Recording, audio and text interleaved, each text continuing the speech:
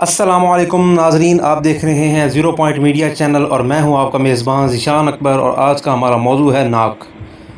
آپ نے ناک سے متعلق مختلف محاورے سنے ہی ہوں گے، ناک بھوں چڑھانا، جیسے کہ ناک کٹوا دی، ناک میں دم کر دینا وغیرہ وغیرہ۔ اردو زبان و ادب میں ناک پر کچھ لکھا جائے یا ادیب و شاعر اسے خاطر ہی میں نہ لائیں، مگر طبی دنیا سے اسے کسی صورت نظر انداز نہیں کر سکتے۔ جب بھی انسانی صحت اور علاج معالجے کی بات ہوگی، طبی محققین، سائنسداں اور ماہر معالجین ناک کو ضرور موضوع بحث بنائیں گے۔ ہماری جسمانی صحت اور نظام تنفس میں یہ عضو ہماری مرکزی اہمیت کا حامل ہے۔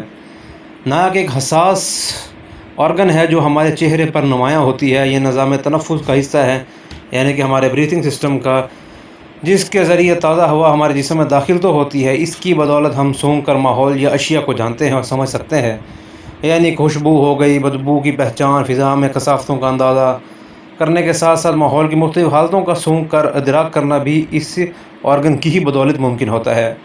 ناک کی اندرونی دیواریں نرم اور نہایت حساس ہوتی ہیں، جبکہ اس کے اندر موجود بال سانس لینے کے عمل میں داخل ہو جانے والے گرد اور دیگر باریک ذرات کو جسم کے اندر جانے سے روکنے کا بھی کام کرتے ہیں۔ انسانی ناک کے اندر نہایت باریک رگیں موجود ہیں، وینز موجود ہیں، جن میں خون کی گردش جاری رہتی ہے۔ ہماری ناک عموماً نزلہ، زکام، چھینکوں کی وجہ سے متاثر ہوتی رہتی ہے۔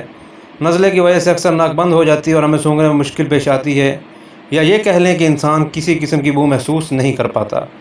بعض لوگوں کا جسمانی نظام، جیسا کہ جراثیم کھانے پینے، پہننے، اڑنے اور استعمال کرنے کی مختلف اشیاء کو کسی وجہ سے قبول نہیں کرتا، اور ایسا ہونے کی صورت میں رد عمل ظاہر کرتا ہے۔ اسے ہم الرجی یا جسم کی حساسیت کہتے ہیں۔ ایسی کسی بھی الرجی کی وجہ سے زیادہ تر ہماری جلد متاثر ہوتی ہے، لیکن بعض اوقات یہ ناک اور پھیپھڑوں کے لیے بھی مسئلہ پیدا کر سکتی ہے۔ آپ نے غور کیا ہوگا کہ اکثر لوگ معمولی دھواں یا گرد و غبار بھی برداشت نہیں کرتے اور فوراً چھینکنے لگتے ہیں۔ بعض افراد کی ناک گرد و غبار کے علاوہ بعض سبزیوں یا پھلوں، پھولوں اور مشروبات کی خوشبو یا بو، کھانوں کی مہک کی وجہ سے، مختلف اقسام کے پاؤڈر جیسے کہ کیمیکل، پالتو پرندوں اور جانوروں کے بالوں، پروں کی وجہ سے بھی متاثر ہو سکتی ہے۔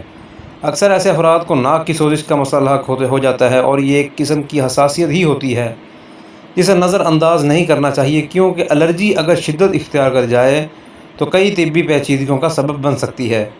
یہ تو ناظرین آج کا یہ ہمارا موضوع تھا، ملتے ہیں اگلی ویڈیو میں۔ السلام علیکم۔